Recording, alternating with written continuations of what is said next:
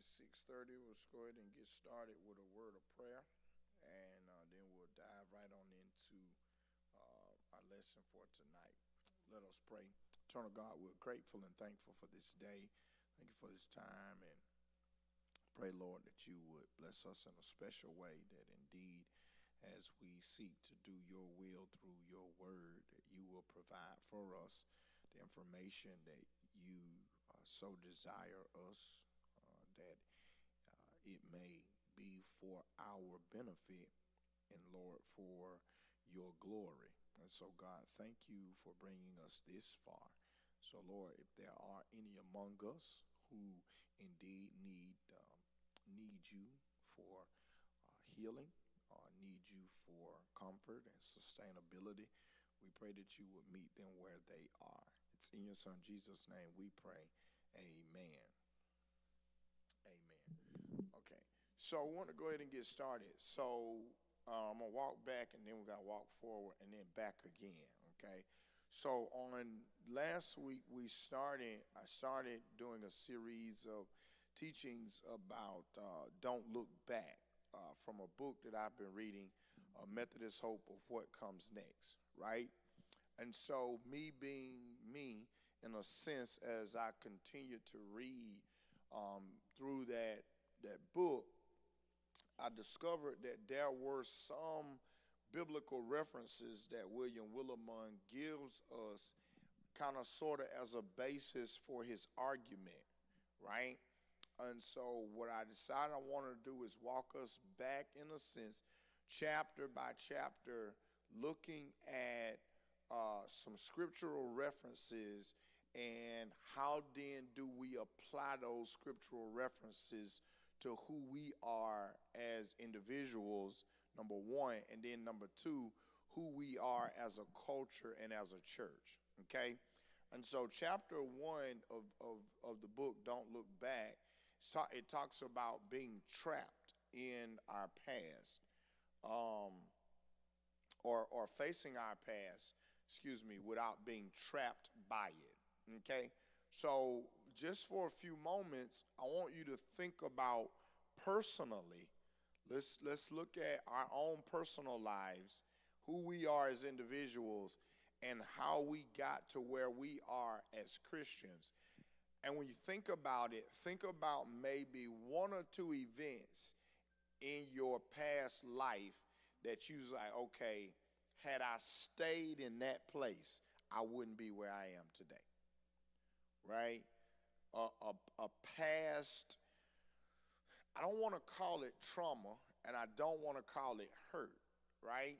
Because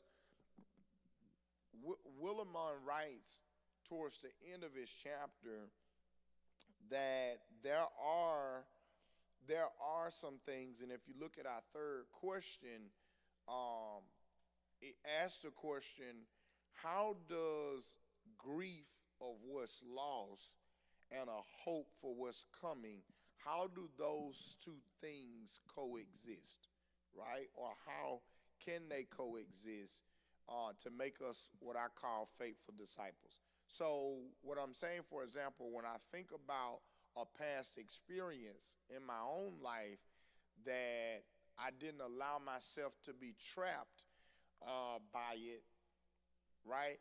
And then today, who I am, if I made a mistake when I was 17, right?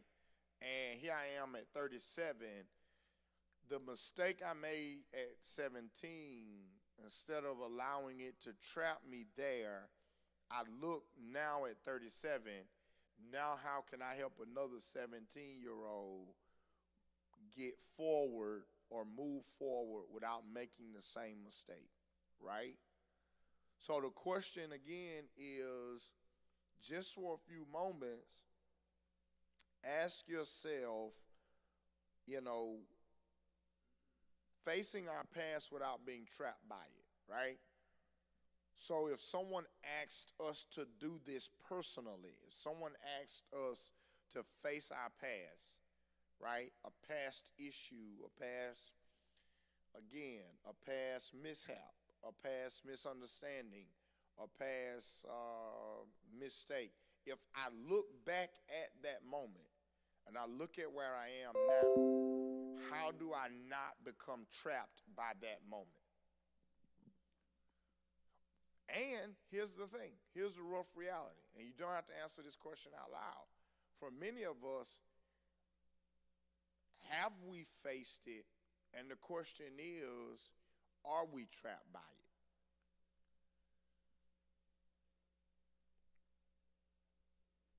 Have we faced it?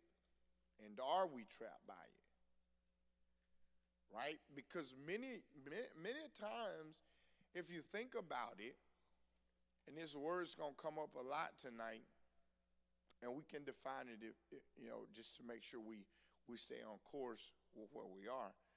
But 90% of us make decisions not based on what is or what could be, but we make a lot of decisions based on what was, the nostalgias of our life. Right? Just think for a moment. Let's just think spiritually for a moment. Many of us are still here. Many of us still come to church because what? Say that. Our parents. Our parents, right? Yeah. Yeah. See, that's what I'm saying. I lived in an era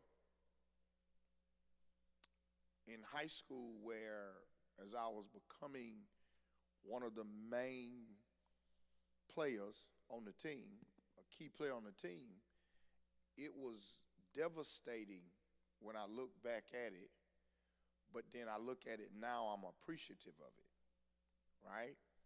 That basketball camp always fell on the same week as leadership training school, right? And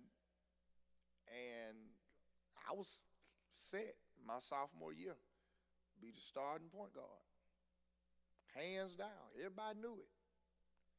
It's time for basketball camp. We got a new coach.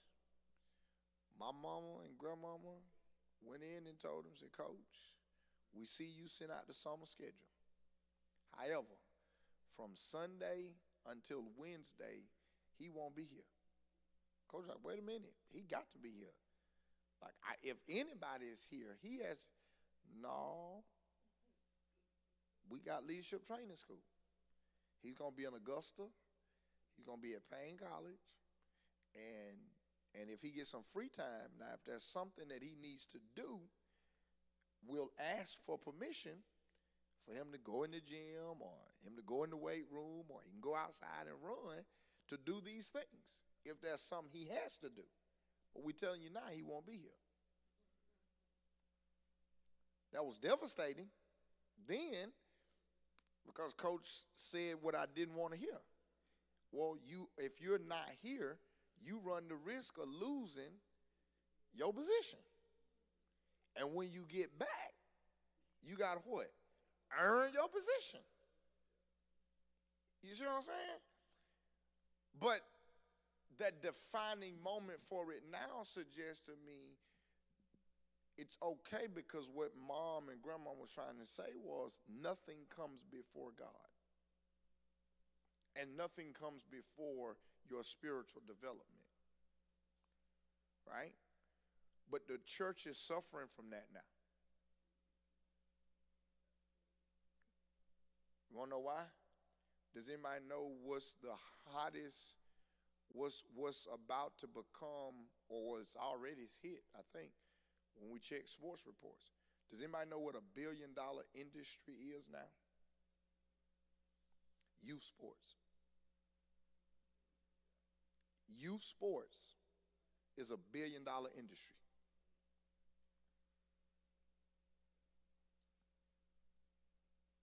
$1 billion industry. Y'all don't believe me? Go to some of these AAU tournaments now, where back in the day when I was coming through and was playing, it would cost Mom and them $5 or $10 to get in. You can't get into an AAU tournament for no less than $25 a day. And they play on Friday, Saturdays, and Sunday. And they not missing Sunday. You want to know why? You want to know what's on Sunday? Sunday's the championship game. So y'all better start having church on Thursday. Because they're going to AAU tournament Friday, Saturday, and Sunday. Right? So that's when we're talking, again, what's a moment, right? When I think about that moment in my life, like Willimon is saying to you and I, is I could very well be trapped by that moment, right? And say, you know what, I'm not going to church. I don't care about God because the CME Church and Leadership Training School got in the way of me becoming an NBA player.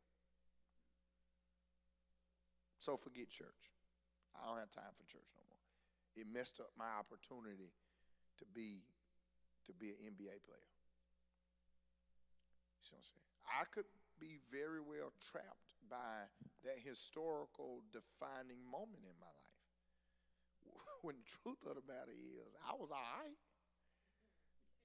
But I wasn't LeBron. I mean, I could shoot a little bit. I could pass it. I could play defense. But, I mean, I wasn't LeBron. Somebody gave me an opportunity in college to do a little something, but that ship had sailed a long time ago. Right? But how many of us bargain with God like that? Simply suggesting, okay, God, I would come to Bible study. I would come to Sunday school. I would give more in my tithe and offering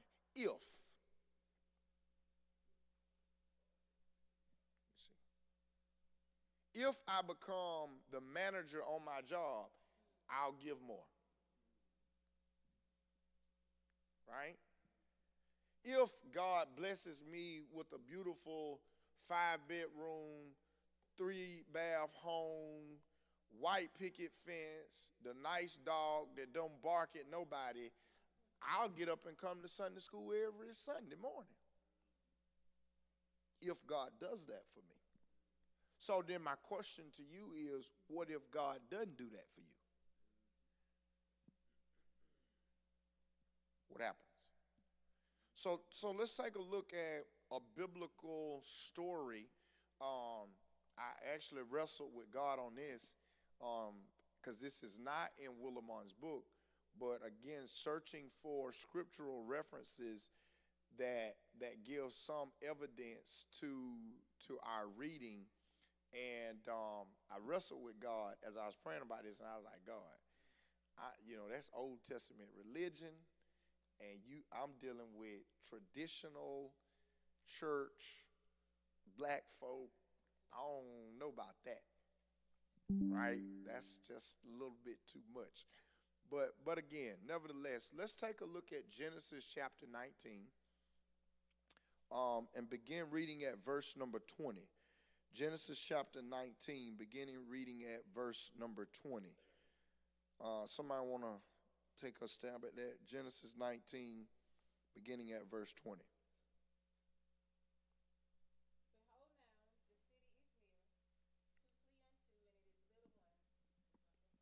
Mm-hmm.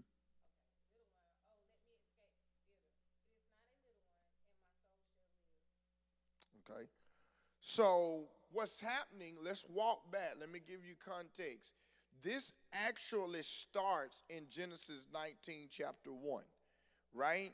And what happens in Genesis 19, chapter number 1, does anybody know what's happening in Genesis 19 first? Let me find out what scope we have before I just give it to you.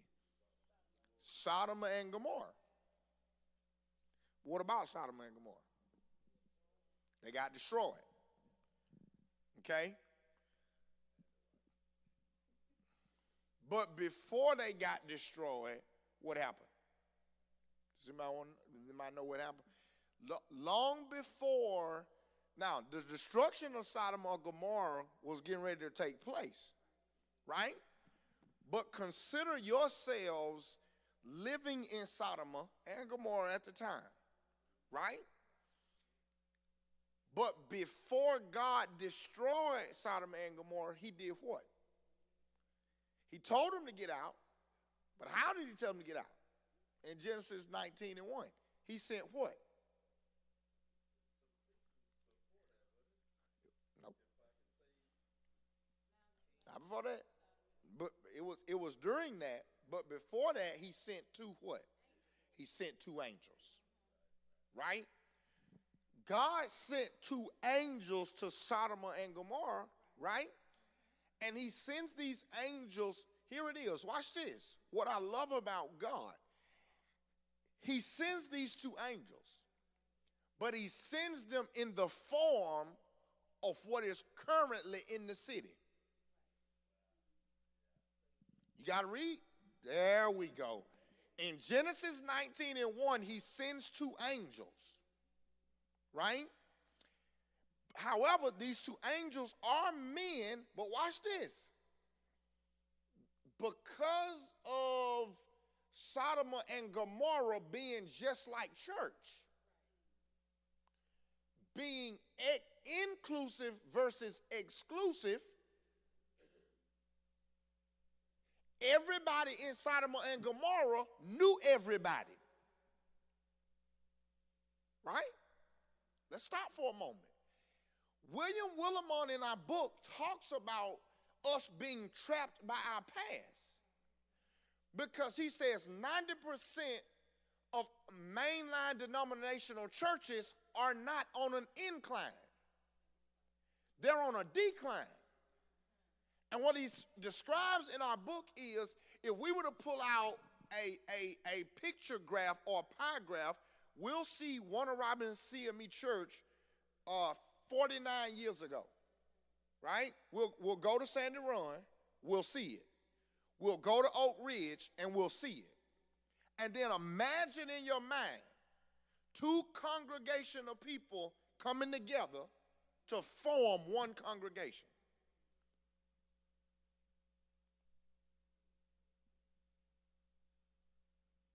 Let's not talk about, as in a previous conversation with Dr. Jordan, we can talk about the good that it has done.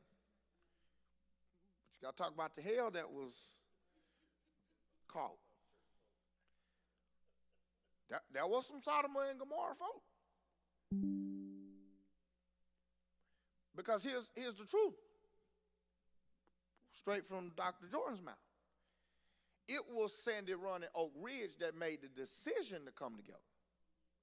Originally, there were 4 congregations. Yeah. Y'all know that's a part of the story, do you? Anybody know about the lawsuit that was filed? Yeah. Anybody know about the lawsuit that was filed? You see what I'm saying? Because we at a point what we were comfortable with internal security. Imagine for a moment if those groups of people decided we're not going to do it. We're not going to do it. Not at all. It's not going to happen. We're good, right? So we come together. Here we are. 49 years ago, they decided to come together. And then,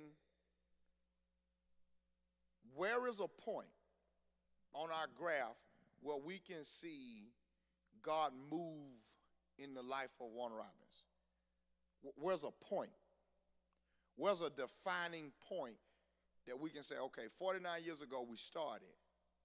Year 1, it was a lot of trouble. Year 2, trouble. Year 3, it was all right. Year 4, we started to turn the corner. People started joining.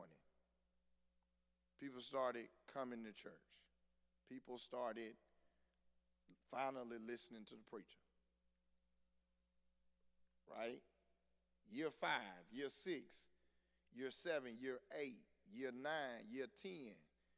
You see where the graph goes? And then when you look at your numbers, right? I think the numbers we report are something like over 500. At what point was there 500 solid individuals that were members of the Warner Robins Church?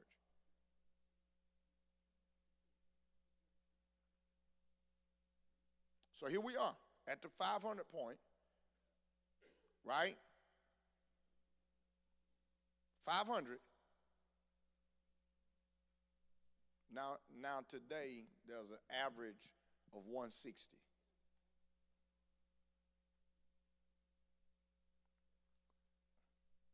So why didn't we go from 5 to 6, from 6 to 7?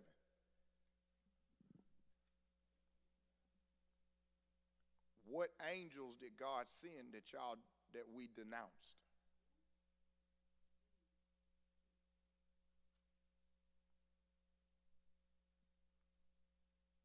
Because God sent angels to Sodom and Gomorrah, and they looked just like the people of Sodom and Gomorrah. But the issue arises in Sodom and Gomorrah when they don't recognize who they are. But the angels run to a place of refuge, which is whose house? He goes to Lot's house. Right? So my question to us is, as we live in Sodom and Gomorrah, here's a question that we probably need to ask ourselves. Are we Lot's house? Or are we like the others in Sodom and Gomorrah? Now, I don't want to answer from my personal experience, but I got an answer. You see. Because what this whole notion of being trapped by our past is, here it is. Let me give you something practical right quick. Being trapped by our past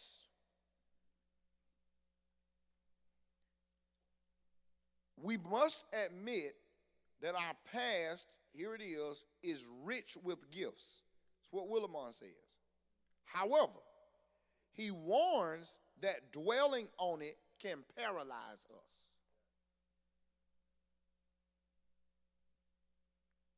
So listen, how can I say this non-derogatorily? Well, it's not derogatory. Here's what happened. At some point, I could really care less about the intricate details of 49 years ago. I really could. If I told Sister Sanford to write a historical account of her experience of the Warner Robins CME Church and read it out loud, 9 times out of 10, nobody's going to celebrate the goodness of her report. Now, some will, right? Some of us are, oh, that was nice. So that was good for it. You wrote that good. But then some of us are going, Sister Sanford, you left out. You left out this name. You left out. What happened was you said that they met on a Tuesday night when actually they met on a Monday night. You said the vote took place 49 years ago at 7:05 p.m. when in essence it really took place at 7:35 because they were having discussion from 7:05 to 7:30 until Reverend Jordan said hush. And it was 7:35 that he took. Listen, I could care less. And people who do that, as my friend, the Reverend Dr. Deon Ray Thurman says in Savannah, those people are who we consider to be Bulkmans. And what Bulkman does is, Bulkman theology seeks to demythologize everything, which means Rudolph Bulkman's primarily focus in his theological process was to deconstruct everything about the Bible. For example, Bulkman says that what really happened, that Moses parted the Red Sea. He said, but it wasn't Moses' power, nor Bulkman says it had nothing to do with God that Pharaoh and his army drowned. That's what Bulkman said. Bulkman said the reason was, long before we considered it to be the Red Sea, it was called the Yam Suf. And that word Yam Suf means mud.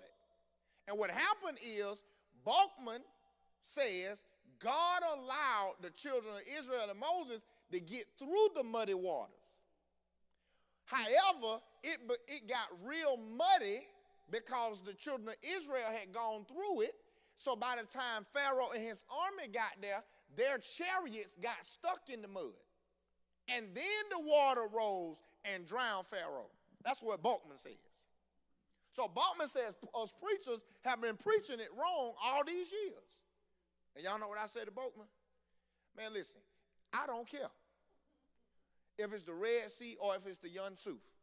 The only thing that matters is that God delivered the children of Israel, and that whenever Pharaoh was on their behind, he couldn't catch them. So whether their chariots got stuck in the mud or whether Moses turned around with his staff and magically closed the Red Sea on them, it don't matter. The only thing that matters is that the story is told that Pharaoh and his army died trying to chase God's people. It doesn't matter. You see what I'm saying? That's why we got to be careful that we cannot be trapped by our past, because sometimes our past will cause us to miss a moment with God.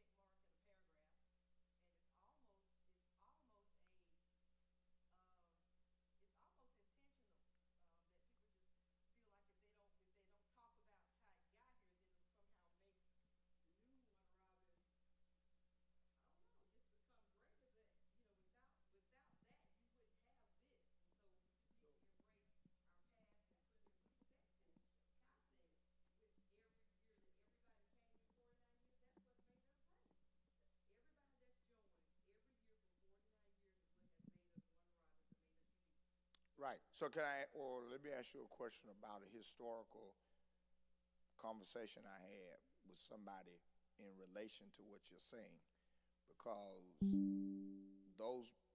these two congregations were started around the same time.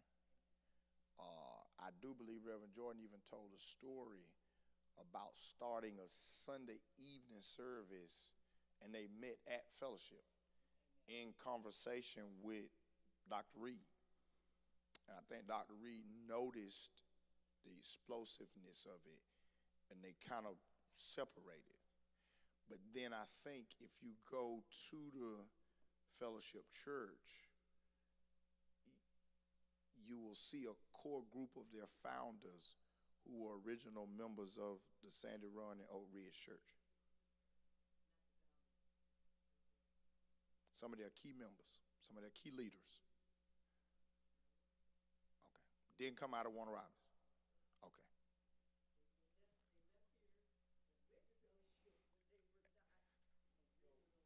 But they're key leaders at fellowship now that have helped cause the explosiveness of their growth.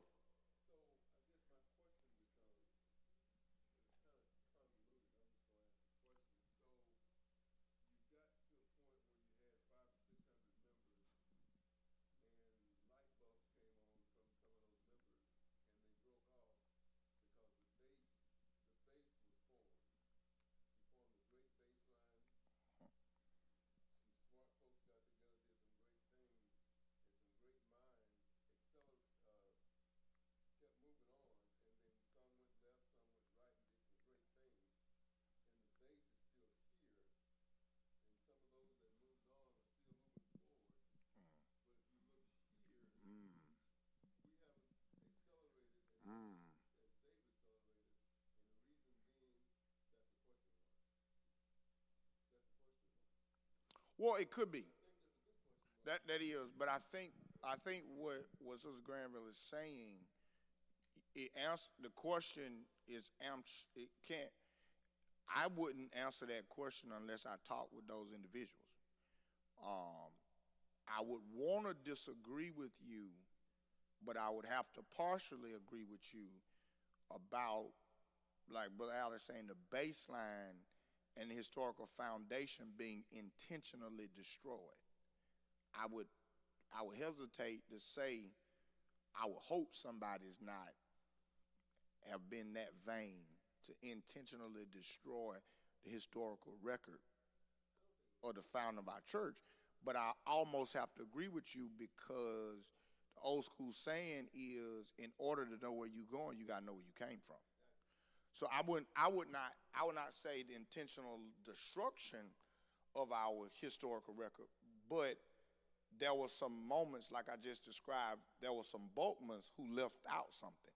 So I guess what I'm hearing you say is that which they left out has been important and has caused the stagnation that we experience now. Such as, well, I was, okay, go ahead, because I want to know about. Right.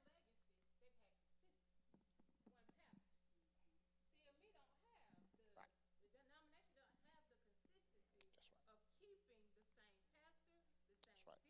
That's right.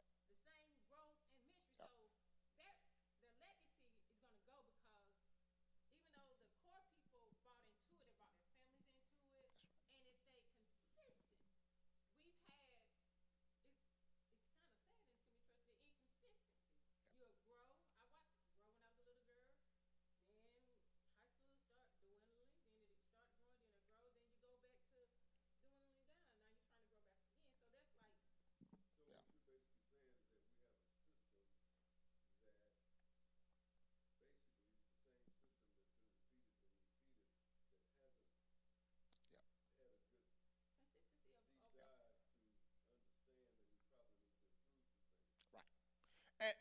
And there's some y'all are on target when you talk about scriptural reference, because not only do you talk about the consistency portion of it, and then Sister Granville is saying the lost foundation portion of it. You look in Genesis chapter 19, beginning at verse number 6, right? Going back to Sister Granville's point.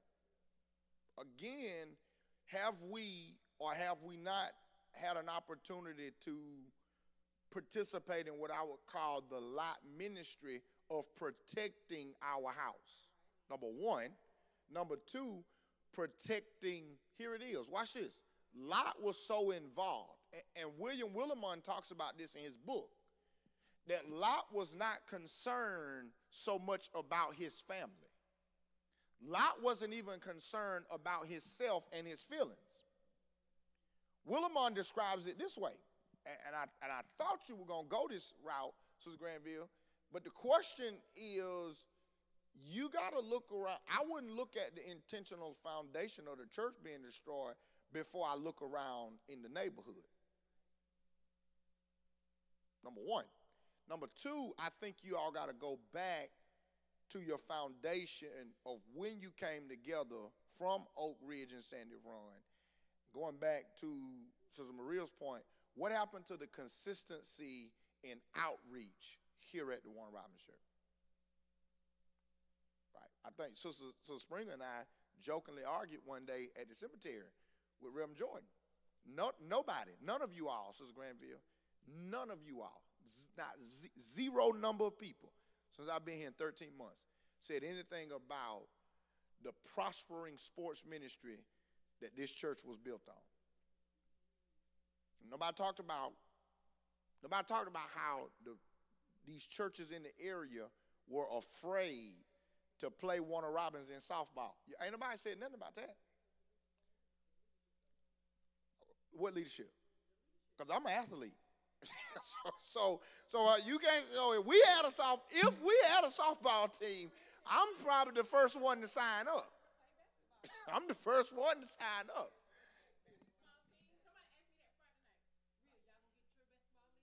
You see what I'm saying? What I'm saying is, and it goes back, I'm going to tell you the moment I'm going to let y'all in on partial secret without the whole secret, because I just hope that God is going to do this for us and for the community at large. But anyway, we were in a meeting. Me, myself, I invited one of our members to come with me to this meeting because I knew they knew the language to speak in this room. I didn't possess the language. So going back to your point, Sister Graham was saying leadership does matter. And here's what happened. True leadership doesn't look at everything that's right with themselves. True leadership asks the question, number one, what are my strengths? What are my weaknesses? And then when I ask myself, what are my weaknesses? Then I pray and ask God, who do I need to help me with my weaknesses? Right? So I went into a room attempting to negotiate something on behalf of the church. I knew going into that I didn't have what it takes. I just knew what I wanted. Right? I didn't know what to say to get what I wanted. So I found me two people that I know what to say because they do this in their everyday life. We got into the meeting. So when we got into the meeting, we sat down, introduced everybody. Young man in the meeting, who we got to make the deal with, looks across the table at one of our members and says, I think I know you. What do you mean? He says, well, when Reverend Lloyd was brought to us and we were told to reach out to him about this opportunity, that he may be a visionary enough to make this happen for us, when they gave us the address of y'all's church, I was sitting at home with my wife explaining how excited I was about today's meeting. So the person at the table said, well, why did you tell your wife you were excited about the meeting of the week trying to conduct business? You excited about making a deal? Not only that, he said, why it kind of look like, you excited about making a deal with a black church? Because you do know black churches have a reputation of not being able to do good business, which is why I know I got to have folk who know how to do business. That's their job. Not because they've been members of the church for 50 years, but because if the company that they work for has enough faith in them to do business for a multi-million-dollar industry, then who are we? We don't raise but $500,000. You don't think that person has enough unction to do business on our behalf? And they do business for a multi-million-dollar corporation? But it goes back to, again, Lot talks about these angels coming into his house. And Lot apparently knew what they were and who they were and what they could do, that he was willing to protect them more than himself and his family. And so the question becomes, what William Willimon asked that question. Going back to, Sister Granville's point. Could it be that many of us have been trying to protect our own interests more than the others who come, here it is, to be consistent and join in building on our legacy? Which suggests to me that we're territorial. This is my seat, this is my church, this is how I feel, this is the way we've always done it, this is the way it's going to be, this is the way it's always been, and we don't know nothing about what Maria talking about and about the Methodist system, because the truth of the matter is the Methodist system worked for us. When I don't like a pastor, and for as long as I don't like him, I can just pray eventually that a new bishop going to come to town and get rid of him. So consistency in the system has worked for some, Reverend Maria. I mean, it has. Listen, we trying to get this 50th church anniversary thing together, and one of the things I'm excited to celebrate are those who came before me. And one of the things I am superly excited about is that every pastor that has stepped foot in this church, whether y'all like them or not, God has graced them to still be alive, with the exception of one. Let me tell you something. And if I get to think about that one, it brings tears to my eyes. Because that man and his wife sent me money every month. Reverend Dr. Robert Green and his wife sent me money every month when I got ready to go to college. Every month I could wait on. That $50 envelope came in handy every month from Robert Green.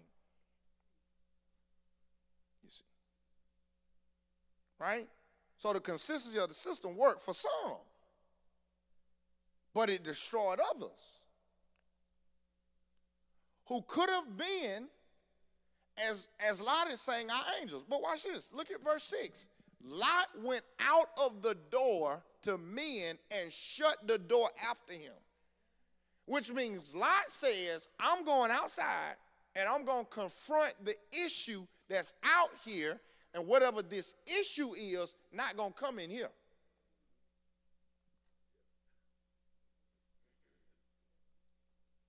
I wonder how many lots I got at the Warner Robins Church that's willing to meet the issue at the door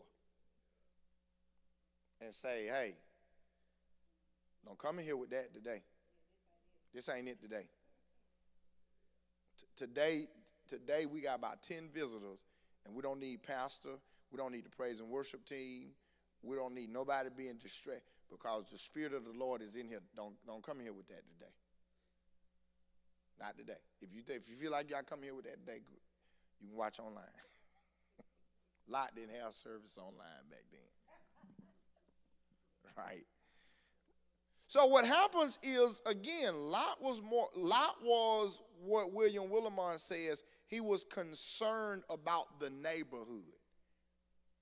And again, William Willimon talks about the height of the ministry of his church not being trapped in the past, but there was a time in the growth and development of his church that they were more concerned with what went on outside than what went on inside. Right? I got in trouble with Sister Mary Ann yesterday, because I was more concerned about something that happened outside than that happened inside. Minding my business, Sister Matt, going to grab me some coffee yesterday, and got stopped on Davis Drive in the middle of a shootout. Now, they were getting it on over there, too. Them things, they was whistling. Yeah, right there by Union Grove Church and Department, they were getting it, okay? 7 carloads of police pull up. And guess what y'all's pastor do? Stop. And got out. Well, I didn't want you was fussing. I didn't want you cussing. But I got out. But the reason I got out was not because of the shoot, not because I was like most of y'all wanted to be nosy. But I got out because Sister Sanford, saw 3 young black men who looked like they should have been in school at Warner Robins. And they were sitting there looking suspicious on their phone, looking around the corner. One of them acting like he was finna go, then the other one telling him to come back. So I said, man, what y'all doing? And they looking at me like, I said, now listen, y'all, what y'all trying to do? Oh, man, we trying to get to the store. I said, what's so important at the store that you got to go right now? I said, you don't see, y'all ain't hear what I just heard? Yeah, man, we heard, and the boy said, shut up. I said, y'all heard and y'all saw it. I said, so you getting ready to walk around the corner. There are 7 carloads of police around there.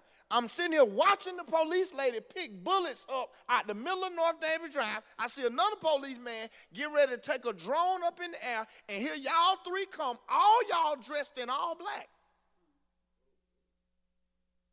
You don't think they gonna stop y'all and ask y'all what happened? Or you don't think in your mind they're gonna insinuate that y'all were involved? I said, so y'all can't wait till they leave to go to the store. And then I got in their business. 9 times out of 10, you going to the store to get something, to do something, that if they pull you over and search you, you're going to be in trouble anyway. And one little boy just took his phone, started laughing, and walked off. He like, man, I'm gone, y'all. The mother two standing there looking at me, I said, all right, we appreciate it.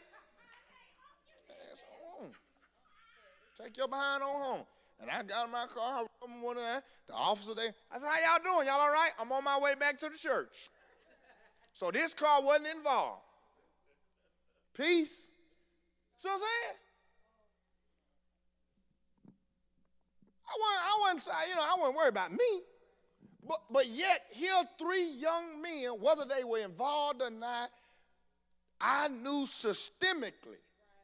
I know what the system say was supposed to happen. That I took time to stop my car and say, hey, don't y'all go that way, go that way. Don't come this way, go that way. It's too much going on right here. Y'all need to come this way. See what I'm saying? When will we be concerned about what's happening around us and in our neighborhood? And the question that Willamon asked, and the question we could be asking tonight is, and this is, maybe I should ask this question. Can this neighborhood count on Warner Robins CME? Can this neighborhood, if I said we're done with Bible study tonight, and for the next 15 minutes, I need you to get in your car and ride, or either walk and knock on 5 doors and ask 5 people in this neighborhood, how can I pray for you? Are they going to automatically say, oh, I know that's Ella, the usher at Warner Robins CME Church? Or are they going to open the door and say, now you want to do what? Now what church you belong to? What church you belong to? Who sent you over here? Can this neighborhood count on our church? Are we like Lot? Are we a place of refuge? Right? Look at it, verse 6. Lot does that, so Lot goes outside. Not only does he go outside, Lot opened the door to the men, shut the door after him, and said, I beg you, brothers, don't act what? Wickedly. So let's stop for a moment and go back down to verse number 20. So it suggests to me that God sent angels to the city of Sodom and Gomorrah for one reason and one reason only. Because they were what? Acting what? They were acting who? Wicked. They were acting wicked. Can I be honest with you tonight? Why would you and I judge Sodom and Gomorrah?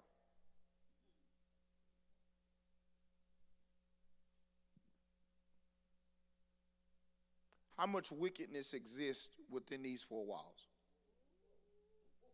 Whether it be by thought, word, or deed.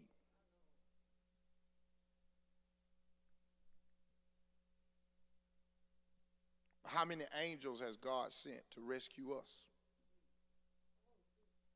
from our wickedness?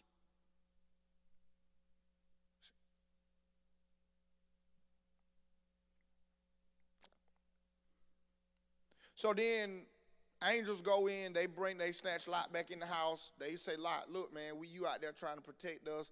Lot even offered his family, and they're like, man, don't do that, Lot. And they tell Lot, watch this, the portion of the story that we love to miss is that many of us don't even evangelize in our own families.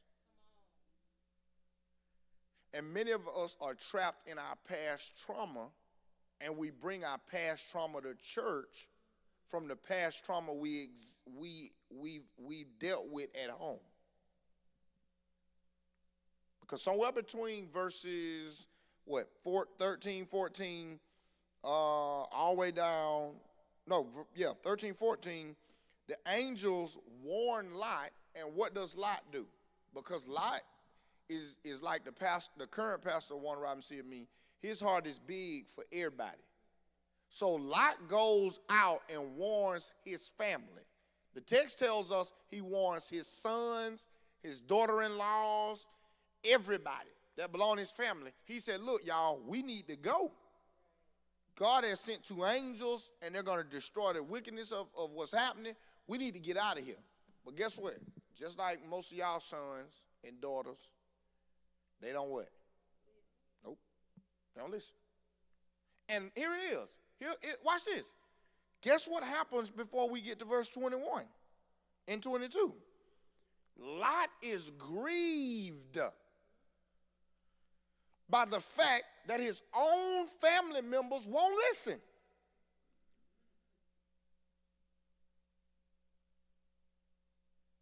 So much so that Lot simply bargains with the angels and asks the angels, let me stay here.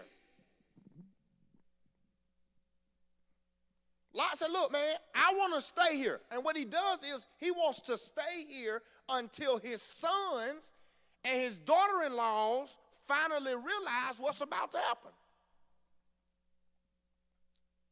And the angels wake him up the next morning and said, look, man, we know you want to wait, but no, it's time to go. Can I ask another question tonight? How many times has God told Warner Robinson and me, y'all, we can't stay here, we got to go. But we, like Lot, have been grieved and said, no, God, we got to stay right here because we got to wait on Ingrid. We got to wait for Ingrid to catch up. We don't want to go yet. So the inconsistency in the system is that we too busy waiting on some folk. And as Brother Al said, they took up camp somewhere else, and they gone on. And we're sitting here grieving. They've joined another revolution. And we sitting here waiting on somebody to come back. Pastor, wait now. Wait, we can't lead them. Well, baby, you ain't got to lead them. They done left you.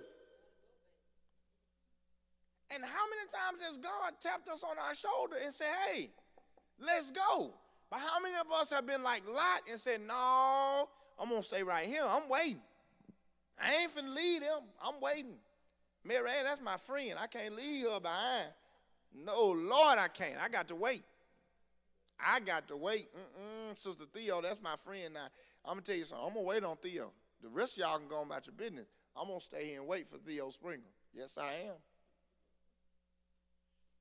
Lot says he's going to wait. And these angels are saying, no. But watch this. Then they offer to him. Here's what they say. They say, look, Lot, you better go on about your business. In verse 15, when the morning dawned, the angels urged Lot, saying, get up, just take your wife and your 2 daughters who are here, or else you will be consumed in the punishment of the city. Which is interesting. Going back to Sister Granville's point earlier, it suggests to me that many of us have been punished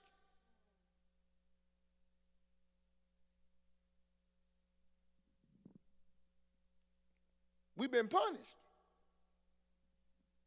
Apparently, there have been some Lots in leadership who forgot something. And so we've had to bear the punishment of that. Because what God told Lot was, the angels told Lot was this: you either go or you stay and be punished. Now, here's the thing with me. I don't know about nobody else. It was Mac. But if God told me pack my stuff and go or be punished, listen, you know what I'm tell God? I ain't packing nothing. I'm going to leave it and I'm out. You can have it, them, and the stuff. I'm gone. Which is why the Bible, there's a portion of scripture that says God gives you and I wisdom to teach us to number our days. And so then the question may be, how many of us have overstayed our welcome? And now there are generations behind us that are going to be punished because we've overstayed our welcome. We like Lot. I ain't finna do that. I'm not leaving. I ain't going nowhere.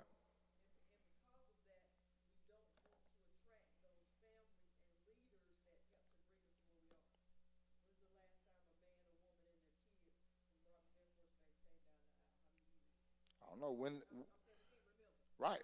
So then my question to you on that would be, when was the last time y'all set up intentional evangelism on Robins Air Force Base?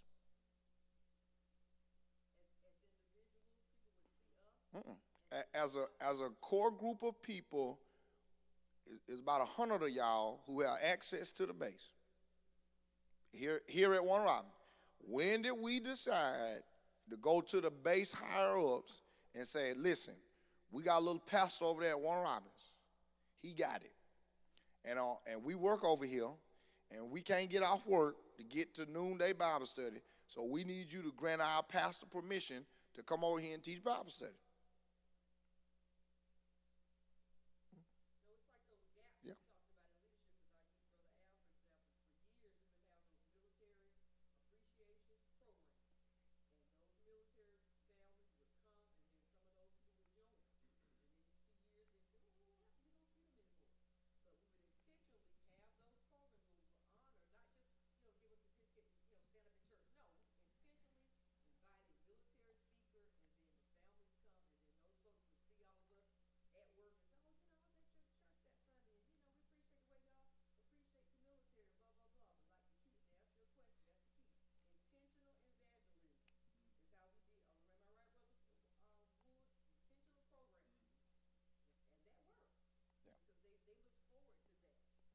Okay. So then again, it talks about, again, Lot was concerned about the neighborhood. Lot wasn't concerned about Warner Robins. He was concerned about the neighborhood, right? But watch this. Lot decides, this is how you know Lot has the ability to be who God has created him to be, because Lot says, they tell Lot, we need you to get out of here and go to the hill. Lot said, no, I don't want to go to the hill. I want to go to Zoar. What is Zoar? The word Zoar simply means small, insignificant, or little. Lot says, send me not to a high place, right? But send me to a small place, which means, to me, evangelism starts not in a huge, grandiose place. Starts in a little small corner, little pocket, one individual, one. We used to have this thing we used to do at the church I used to pastor. We had, Sister Theo, in new members class, we would go through a 2-week, 1-hour session after church on Sundays. That's how we did new members class. And then we had a group of people that we vetted, and we called them the big brothers and big sisters of the church. And each one of those persons will be partnered with a family.